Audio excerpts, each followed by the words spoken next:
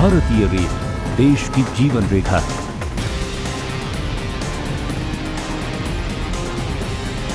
हर रोज भारतीय rail network पर 2 करोड़ 30 लाख से ज्यादा लोग सफर करते हैं और 30 लाख टन से ज्यादा माल एक जगह से दूसरी जगह पहुंचाया जाता है। सिंगल मैनेजमेंट के अंतर्गत आने वाला ये दुनिया का सबसे बड़ा रेल नेटवर्क है। रेलवे यात्री और माल के परिवहन का सबसे किफायती साधन है। साथ ही सड़क और हवाई मार्ग की तुलना में रेलवे से होने वाला कार्बन उत्सर्जन भी सबसे कम है।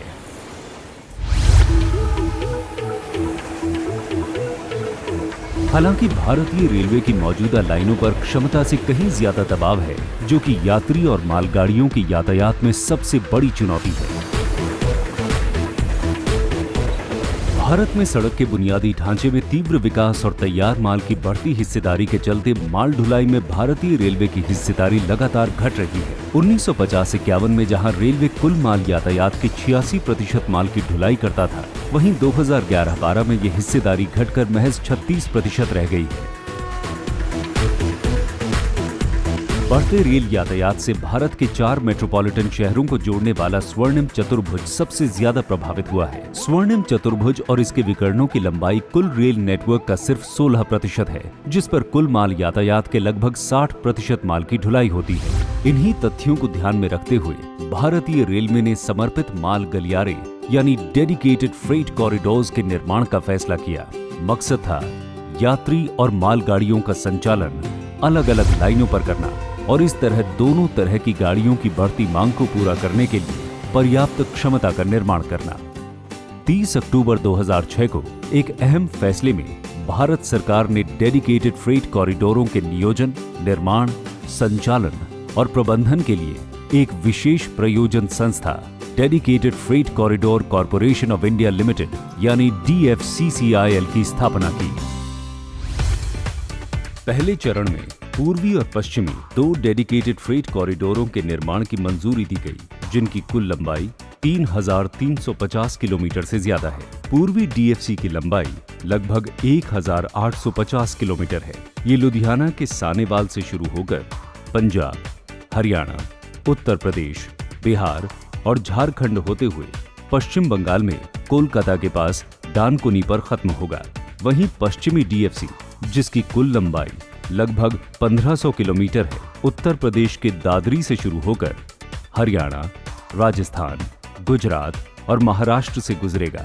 ये कॉरिडोर मुंबई में जवाहरलाल नेहरू पोर्ट पर समाप्त होगा। This dedicated freight corridor that we have planned on eastern side as well as western side is going to change the scene completely, because most of our freight which is on eastern side will shift to eastern dedicated freight corridor, and the freight of container traffic which is going to JNPT port will shift to western freight corridor. DFC में ऐसी कई खास खूबियां होंगी जो भारतीय rail में पहली बार देखने को मिलेंगी। प्रति ट्रेन माल ढुलाई की मौजूदा क्षमता 5,000 टन से बढ़कर 13,000 टन हो जाएगी। भारतीय रेल नेटवर्क पर मालगाड़ी की अधिकतम रफ्तार 75 किलोमीटर प्रति घंटा से बढ़कर 100 किलोमीटर प्रति घंटा हो जाएगी। अलग लाइनें बनने से मालगाड़ियों की औसत गति में भी इजाफा होगा। फिलहाल ये लगभग 26 किलोमीटर प्रति घंटा है। DFC पर इसका लक्ष्य 70 किलोमीटर प्रति घंटा रखा गया है। मालगाड़ी की लंबाई 700 मीटर से बढ़कर 1500 मीटर हो जाएगी। मालगाड़ियों का टाइम टेबल से संचालन सुनिश्चित किया जाएगा। पश्चिमी DFC पर डबल स्टैक कंटेनरों का संचालन इलेक्ट्रीफाइड लाइनों पर होगा।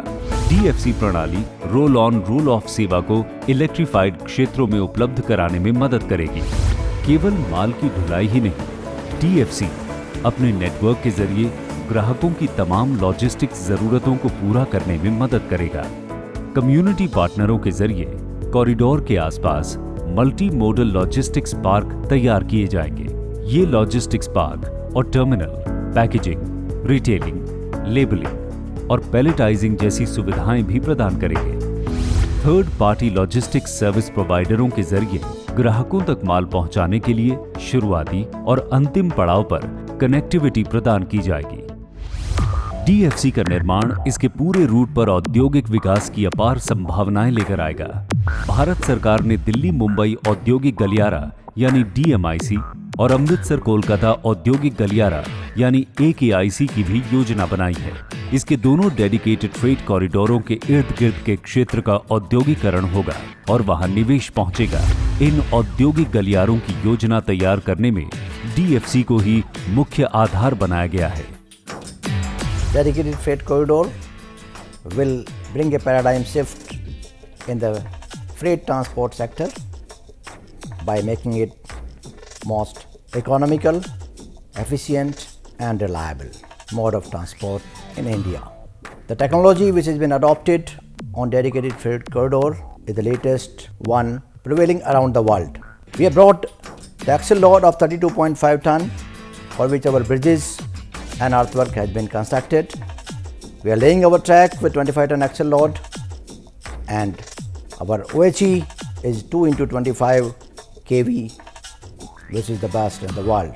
डीएफसी भारतीय ट्रांसपोर्टेशन सेक्टर को पूरी तरह बदल कर रख देगा। ये कई फायदे लेकर आएगा, जैसे संचालन और रखरखाव की लागत में कमी, अधिक कार्यकुशल लीन ऑर्गेनाइजेशन, प्रति वैगन और प्रति ट्रेन ज्यादा थ्रूपुट, ट्रेनों का समयबद्ध संचालन, रोलिंग स्टॉक का बेहतर इस्तेमाल, ट्रांसपोर्ट लॉजिस्टिक्स की कुल लागत में कमी। सबसे किफायती होने के साथ साथ डीएफसी ट्रांसपोर्ट पर्यावरण के लिहाज से भी सबसे अनुकूल होगा। डीएफसीसीआईएल ने विश्व बैंक की सहायता से ग्रीन हाउस गैसों पर एक स्टडी कराई है। अर्नस्ट एंड यंग द्वारा की गई इस स्टडी के मुताबिक डीएफसी शुरू होने के पहले 30 वर्षों के दौरान कार्बन डाइऑक्साइड गैसों के उत्सर्जन में 45 करोड़ 70 लाख टन की कमी आएगी। The construction of dedicated freight corridors with electric traction is very much environment friendly, as this will eliminate release of 457 million ton of carbon dioxide which would have been released had the DFC not been constructed. DFC transport logistics sector में एक game changer साबित होगा।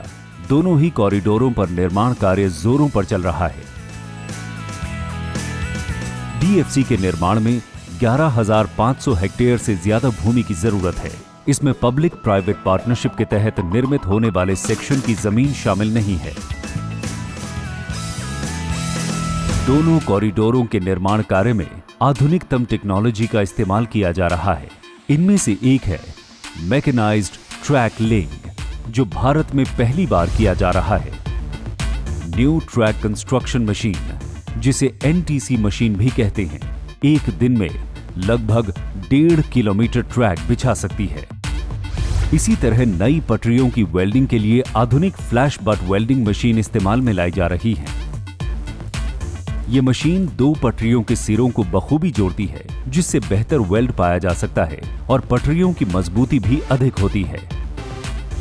Dedicated freight corridor, once completed, will be one of the best examples of Make in India mission, which is the dream of our Honorable Prime Minister of India. नियोजित तरीके से परियोजना को पूरा करने के लिए निर्माण के रूट पर जगह जगह कास्टिंग यार्ड बनाए गए हैं।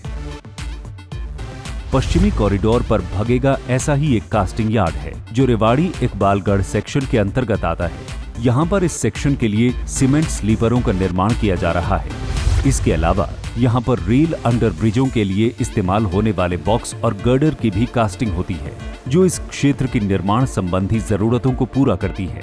निर्माण कार्यों में इस्तेमाल किए जाने वाली सामग्री की गुणवत्ता सुनिश्चित करने के लिए क्वालिटी कंट्रोल लैबों में स्ट्रेंथ टेस्ट भी किए जा रहे हैं। विभिन्न जगहों पर चल रहे कार्यों की प्रगति की निगरानी रखने के लिए भारतीय रेल के इतिहास में पहली बार ड्रोन सर्वे की शुरुआत की गई है।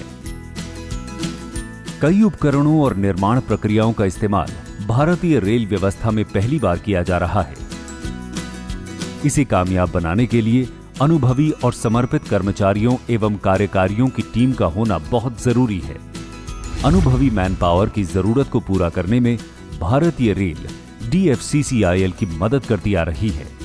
DFC का विश्व स्तरीय बुनियादी ढांचा तैयार करने के लिए अधिकारियों एवं कर्मचारियों को निविदा प्रक्रियाओं और देश विदेश में उपलब्ध आधुनिकतम निर्माण टेक्नोलॉजी का प्रशिक्षण दिया गया है।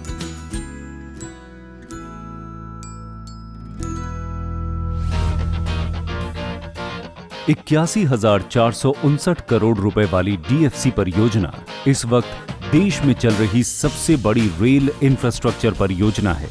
इस लागत में पब्लिक प्राइवेट पार्टनरशिप वाले सेक्शन की लागत शामिल नहीं है। पूर्वी DFC का अधिकांश हिस्सा विश्व बैंक द्वारा वित्त पोषित है, जबकि जापान इंटरनेशनल कोऑपरेशन एजेंसी यानी जाइका पूरे पश्चिमी DFC को फाइनेंस कर रही है। DFC भारतीय रेल समेत सभी अन्य योग्य ऑपरेटरों को बिना किसी भेदभाव के अपना ट्रैक इस्तेमाल करने के लिए उपलब्ध कराएगा। DFC इसके बदले भारतीय रेल या अन्य ऑपरेटरों से ट्रैक एक्सेस चार्ज वसूल करेगा। DFC के आने के बाद भारतीय रेल का कम से कम 70% माल यातायात उस रूट के समानांतर चलने वाले DFC पर चला जाएगा। माल यातायात में रेलवे की हिस्सेदारी बढ़ाने में DFC मुख्य भूमिका निभाएगा। डबल स्टैक कंटेनर की सुविधा होने से कंटेनर ट्रैफिक की हिस्सेदारी, जो अभी 20% है, बढ़कर 40 से 45% तक पहुंचने की उम्मीद है। DFC पोर्ट और फीडर रूटों को भी कनेक्टिविटी प्रदान करेगा और इस तरह आयात निर्यात में महत्वपूर्ण भूमिका निभाएगा। कई राज्यों में फैली DFC की टीम दोनों कॉरिडोरों को शुरू करने के लिए पूरी तरह कटिबद्ध है। कॉरिडोरों की कमीशनिंग सेक्शन दर सेक्शन होगी और पब्लिक प्राइवेट पार्टनरशिप वाले हिस्से को छोड़कर दोनों कॉरिडोरों को 2019 तक पूरा करने का लक्ष्य रखा गया है। DFC ट्रांसपोर्टेशन सेक्टर की काया पलट करने और आर्थिक विकास का अग्रदूत बनने के लिए पूरी तरह तैयार है, क्योंकि ट्रांसपोर्ट सेक्टर में होने वाला विकास अर्थव्यवस्था से सीधे तौर पर जुड़ा है। DFC विकास और समृद्धि के कॉरिडोर।